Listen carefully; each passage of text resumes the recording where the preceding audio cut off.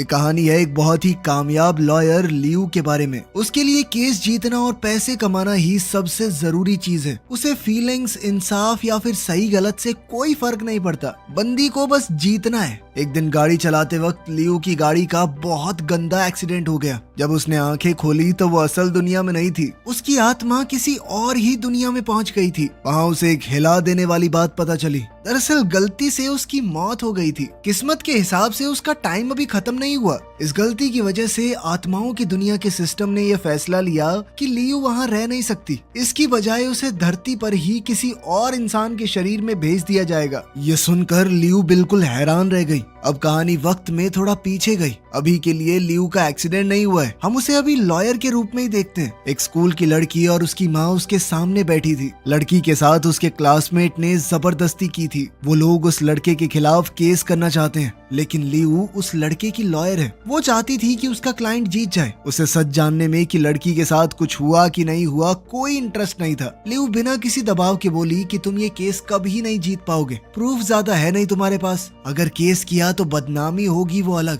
कोई लड़का मुंह नहीं लगाएगा तेरी लड़की को। और फिर अगर मेरे क्लाइंट ने तुम्हारे ऊपर मानहानि का दावा कर दिया तो तुम्हारे पास लड़ने को पैसे भी नहीं है। लड़की और उसकी माँ डर गई। उनके पास वैसे भी केस लड़ने को ज्यादा पैसे नहीं थे। वो ऑफिस छोड़कर चले गए और इंसाफ के लिए लड़ने का इरादा ही छोड़ दिया। लियू को पता है कि लड़का गलत है, फिर भी उसने उसे बचाया। उसके पास ना दया है ना प्यार, उसे बस पैसे कमाने हैं। उसकी कलीग ने उसे समझाने की कोशिश की कि तुमने गलत किया, तुम्हें पता था, उसके बावजूद तुमने लड़की को चोट पहुंचाई, तुम्हें उसका साथ नहीं देना चाहिए था। लियू ने कुछ नहीं बोला, बस बिना जवाब दिए चली गई। अपनी आगे की पढ़ाई के लिए जर्मनी जाने से पहले वो अपनी माँ की कब्र पर गई। उसने धीरे से कहा कि मैं जर्मनी पढ़ने जा रही हूँ, मैं आपको बहुत मिस करती हूँ, मेरे साथ रहना। उसकी बातों से समझ आया कि उसका अपने बाप से कुछ लेना देना नहीं है। उसके पिता ने कभी उसे अपनाया नहीं और कभी ज्यादा साथ भी नहीं दिया।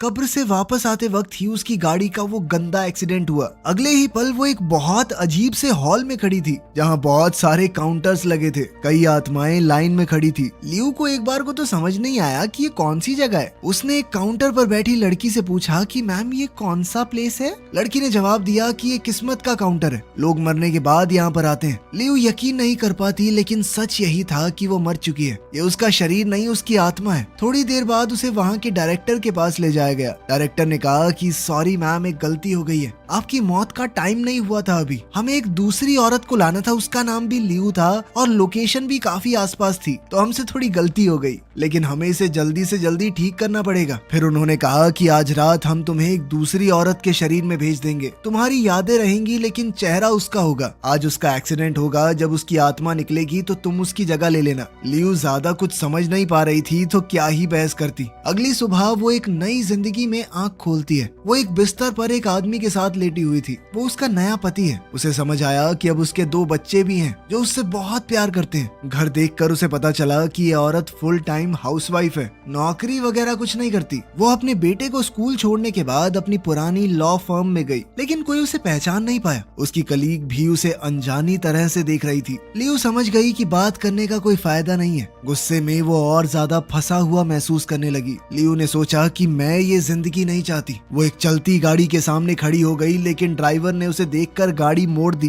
वो वहीं खड़ी रही, कंफ्यूज्ड और परेशान। जब वो वॉशरूम गई तो अचानक से आत्माओं की दुनिया का डायरेक्टर फिर से सामने आ गया। उसने कहा कि तुम्हें ये जिंदगी जीनी पड़ेगी, कोशिश करो एंजॉय करने की, वरना अच्छा नहीं होगा तुम्हारे साथ। लियू ने गुस्से में कहा कि तुमने मुझे एक ऐसी औरत के शरीर में भेज दिया जो काम नहीं करती, मेरी जिंदगी ही काम था। डायरेक्टर ने शांत होकर कहा कि क्या तुम्हें लगता है घर संभालना काम नहीं है? दुनिया का सबसे मुश्किल काम है एक परिवार को संभालना, तुम्हें 7 के 7 दिन काम करना पड़ेगा। डायरेक्टर से बात होने के बाद लियू को ना चाहते हुए भी जिंदगी को अपनाना पड़ा। वो ग्रोसरी स्टोर गई परिवार के लिए खाना खरीदने। उसने बहुत सारी चीजें उठाई जो उसे लगा कि जरूरी हैं। जब उसने काउंटर पर बिल देखा और बैंक बैलेंस चेक किया तो पैसे कम थे। उस पल में उसे समझ आया कि ये परिवार अमीर भी नहीं है, साला गरीबों की दुनिया में फेंक दिया मुझे। अब उसे सोच समझकर खर्चा करना होगा। तभी फोन आया, उसका बेटा बस स्टॉप पर वेट कर रहा था। वो जल्दी से उसे लेने गई। बेटे ने एक अजीब नजर से उसे देखा। उसे महसूस होता है कि सामने वाली उसकी माँ नहीं है। लियू अब उसका डाउट समझ गई। वो बैठी और सच बताया। आत्माओं की दुनिया, वो गलती और शरीर बदलने की बात सब कुछ बता दिया उसने, लेकिन थोड़ा बहुत झूठ भी बोल दिया। कहा कि 7 दिन बाद तुम्हारी असली माँ वापस आ जाएगी,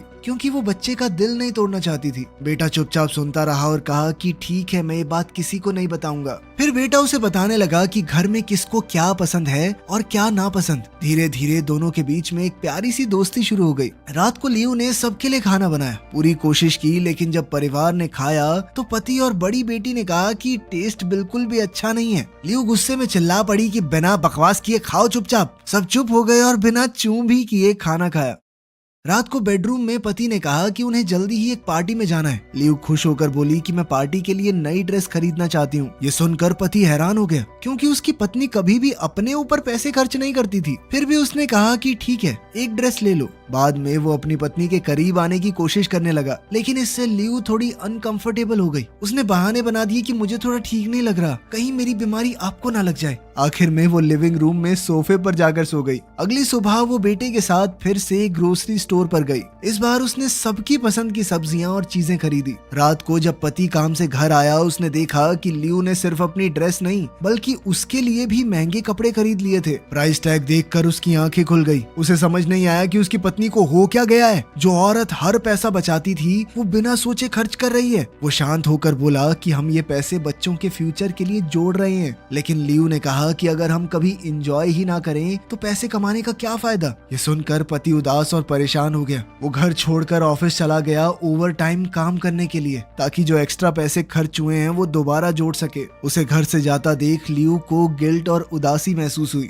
इसीलिए वो एक बार में गई और ड्रिंक ऑर्डर की। जब वो वहाँ बैठी हुई थी तब एक औरत उसके पास आई। वो दरअसल इस शरीर की पुरानी मालकिन को जानती है और उसने समझा कि लियू वही औरत है। वो उसके पास बैठ गई और बोली कि मुझे तुम्हारा परिवार बहुत बढ़िया लगता है। तुम और तुम्हारे हस्बैंड सब कुछ मिलकर संभालते हो। तुम सभी बहुत खूबसूरत हो। तुम्हारे परिवार को देखकर मुझे उम्मीद मिलती है। ये बातें लियू के दिल को छू गई। पहली बार उसे केस जीतने पर नहीं बल्कि एक प्यार भरे घर का हिस्सा होने पर गर्व महसूस हो रहा था। वो जब बार से निकली तो उसके अंदर एक नया एहसास था। घर जाते वक्त उसने अपनी बेटी को एक लड़के के साथ देखा। दोनों किस करने ही वाले थे, लेकिन लियू तुरंत बीच में आ गई। बेटी डर गई, लेकिन लियू चिल्लाई नहीं। उसने प्यार से बात की। उसने कहा कि बॉयफ्रेंड होना गलत नहीं है, लेकिन इस उम्र में ऐसी चीजें नहीं करनी। अभी पढ़ाई ज्यादा जरूरी है। और तुमने मुझे अपने बॉयफ्रेंड के बारे में बताया क्यों नहीं? बेटी ने सोचा था कि गुस्सा और सजा मिलेगी, लेकिन उसे समझ और प्यार मिला। उसकी आंखें नम हो गई। उसने कहा कि आज से मैं आपको सब कुछ बताऊंगी। धीरे धीरे हर बीतते दिन के साथ लियू का दिल भी बदलने लगा। वो अपने बच्चों के और करीब आने लगी। उस रात आत्माओं की दुनिया का डायरेक्टर फिर से आया। उसने मुस्कुराकर कहा, तो अब कैसा लग रहा है? क्या अब भी तुम अपनी जिंदगी से नफरत करती हो? लियू ने गहरी सांस ली और सच बोला, ये जिंदगी उतनी भी बुरी नहीं है जितनी मैंने सोची थी। घर संभालना बेकार नहीं है, ये एक बहुत जरूरी चीज है और लोग जितना आसान समझते हैं उतना आसान तो बिल्कुल भी नहीं है। ये सुनते ही डायरेक्टर गायब हो गया। लियू चुपचाप बैठी और टीवी पर अपनी शादी का वीडियो देखा। उसने देखा कि उसका पति मुस्कुरा रहा था, हंस रहा था, अपनी पत्नी को प्यार से देख रहा था। उसने अपनी आंखों से वो सारे वादे देखे जो उन्होंने एक दूसरे से किए थे। वीडियो देखते देखते उसके अंदर एक नया एहसास पैदा हुआ। अपनी जिंदगी में पहली बार उसे प्यार चाहिए था। उसे एक सच्ची शादी चाहिए, सिर्फ नाम का रिश्ता नहीं। वीडियो देखते देखते वो सोफे पर सो गई। थोड़ी देर बाद उसका पति काम से घर आया। उसने उसे प्यार से उठाया और बिस्तर पर लेटा दिया। अगली सुबह लियू ने आंखें खोली तो देखा कि उसके पास एक नई सुंदर ड्रेस रखी हुई है। उसका पति उसके लिए खास खरीद कर लाया था। जब उसने ड्रेस पहनी और मिरर में देखा तो वो मुस्कुरा दी। इसीलिए नहीं कि वो सुंदर लग रही थी, बल्कि इसलिए क्योंकि किसी ने उसकी परवाह की। शाम को वो अपने हस्बैंड के साथ पार्टी में गई। वहाँ उसे एक सच पता चला जो उसे पहले नहीं पता था। उसका पति बहुत ईमानदार आदमी है। वो चाहे तो 2 नंबर के पैसे कमा सकता है, लेकिन उसने किसी भी इलीगल काम का हिस्सा बनने से मना कर दिया। इसी ईमानदारी की वजह से उसे कभी प्रमोशन नहीं मिला। उसका बॉस चाहता था कि वो करप्शन में मदद करे, लेकिन उसका पति हमेशा मना करता रहा। ये सुनकर लियू को उस पर गर्व हुआ। उसने उसे हिम्मत दी और कहा कि अगर कुछ गलत है तो बोलो, अपना सच बोलो, कभी भी चुप मत रहना। वो उसे उसके बॉस और कलीग्स के सामने ले गई, लेकिन बॉस ने ढंग से बात नहीं की। सबके सामने उसने लियू की बेइज्जती की। अपनी पत्नी को बेइज्जत होता देखकर उसका पति शांत नहीं रह पाया। सालों का दबा हुआ गुस्सा और दर्द बाहर आ गया। उसने जोर जोर से साफ शब्दों में सबके सामने बोल दिया,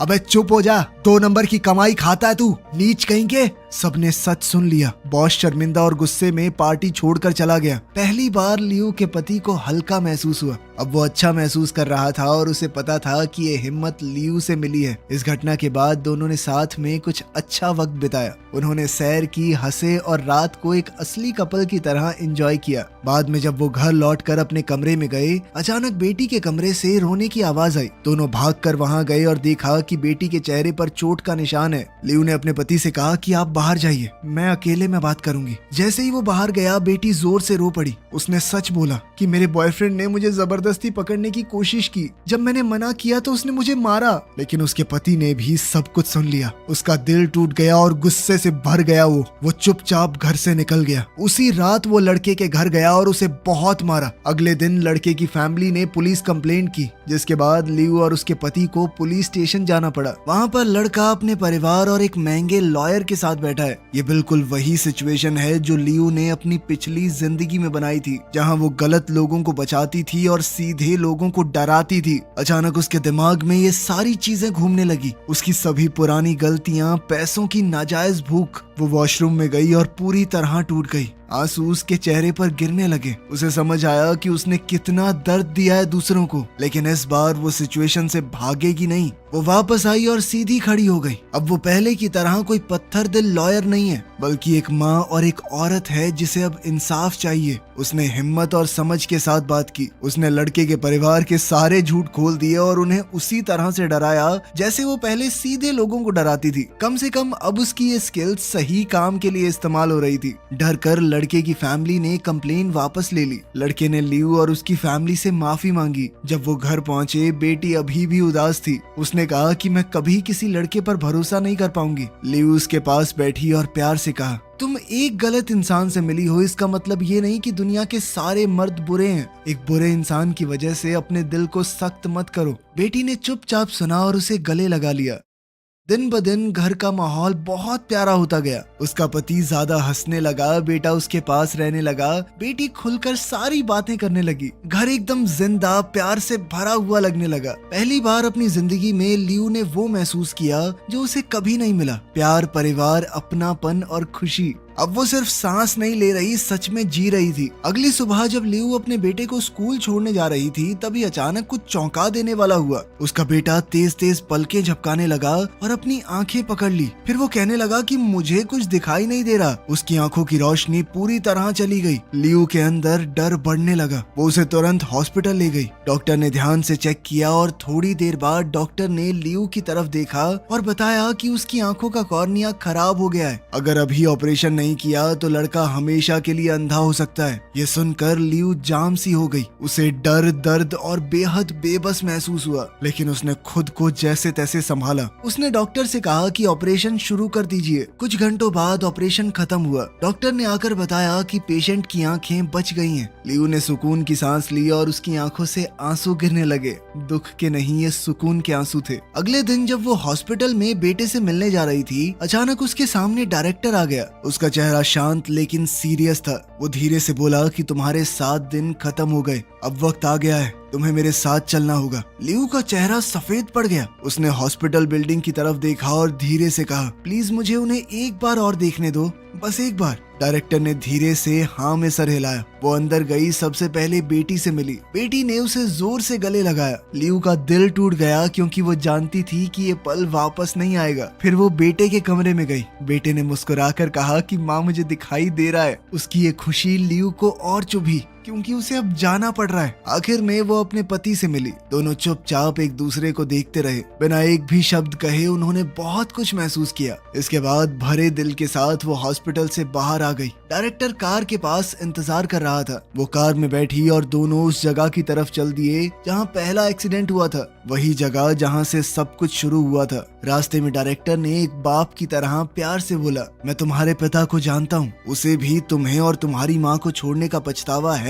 वो माफी मांगना चाहता था लेकिन उसकी जिंदगी खत्म हो गई। लियू चुपचाप सुनती रही, उसकी आंखें आंसुओं से भरी हुई थी। डायरेक्टर फिर से बोला, तुमने सालों से दिल में गुस्सा रखा है, अगर हो सके तो उसे छोड़ दो। तुम्हारा बाप मरते दम तक माफी मांगने का मौका ढूंढता रहा, अगर उसे मौका मिलता वो वापस आ जाता। खैर, जैसे ही वो कार एक्सीडेंट वाली जगह पहुंचे, अचानक एक और टक्कर हुई। शीशा टूट गया, लोहा मुड़ गया और दुनिया अंधेरी हो गई। जब लियू ने आंखें खोली वो हॉस्पिटल बेड पर लेटी हुई थी। वो जिंदा है लेकिन सब कुछ अलग अलग सा लग रहा था। उसे अपना परिवार, प्यार, हंसी, दर्द सब कुछ याद था। पिछले हफ्ते का हर दिन एकदम सच लग रहा था। वो तुरंत उठी और उस हॉस्पिटल में गई जहां बेटे का ऑपरेशन हुआ है, लेकिन रिसेप्शनिस्ट कंप्यूटर चेक करके बोला कि इस नाम के किसी बच्चे की आंख का ऑपरेशन नहीं हुआ यहाँ पर। लियू का चेहरा ठंडा पड़ गया। अब वो उस घर की तरफ भागी जहाँ वो 7 दिन से रह रही थी, लेकिन वहाँ अब कोई दूसरा परिवार रहता है। नई आवाजें, नए चेहरे, उस जिंदगी का कोई नामो निशान नहीं है जो उसे याद थी। उसने पड़ोसियों से बात की, उम्मीद में कि शायद कोई तो उसे पहचान ले,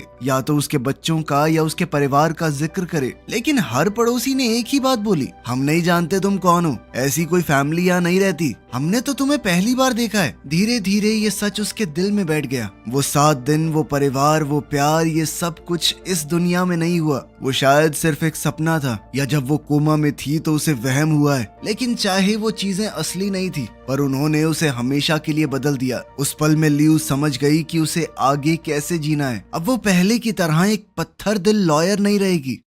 कुछ दिनों बाद वो अपने लॉ ऑफिस में वापस गई। वो अपने कलीग से मिली और मजबूत आवाज में कहा, क्या तुम्हें पिछले हफ्ते का वो केस याद है? वो लड़का जिसे हमने डिफेंड किया था। मैं चाहती हूँ उस केस को दोबारा खोला जाए। मेरे पास सबूत है कि लड़की सच बोल रही थी। इस बार हम उस लड़की और उसकी माँ के लिए लड़ेंगे। उसका कलीग ये सुनकर हैरान हो गया, क्योंकि ये वो लियू नहीं है जिसे सब जानते थे। ये तो कोई अलग ही औरत है भाई। लियू अब इंसाफ का मतलब समझ गई थी। सिर्फ जीतना जरूरी नहीं था उसके लिए। ठीक होने के बाद लियू ने फैसला किया कि वो अपनी बहन और छोटी भतीजी के साथ रहेगी। अब उसे पता था कि परिवार कितना जरूरी है। वो रोज के काम में मदद करती, भतीजी के साथ खेलती और बहन के साथ वक्त बिताती। उसे ऐसा सुकून महसूस हुआ जो उसे पहले कभी महसूस नहीं हुआ था। एक शाम वो अपनी पुरानी फैमिली फोटो एल्बम देख रही थी। वो एक फोटो पर रुक गई जहाँ उसके माँ बाप साथ खड़े थे। फोटो में उसके पिता बिल्कुल उस डायरेक्टर जैसे लग रहे थे जो उसे सपने में मिला था। उस पल सब कुछ साफ हो गया। उसके पिता की आत्मा उससे मिलने आई थी। वो उसे रास्ता दिखाने आई थी, उसे बचाने आई थी और साथ ही माफी मांगने भी।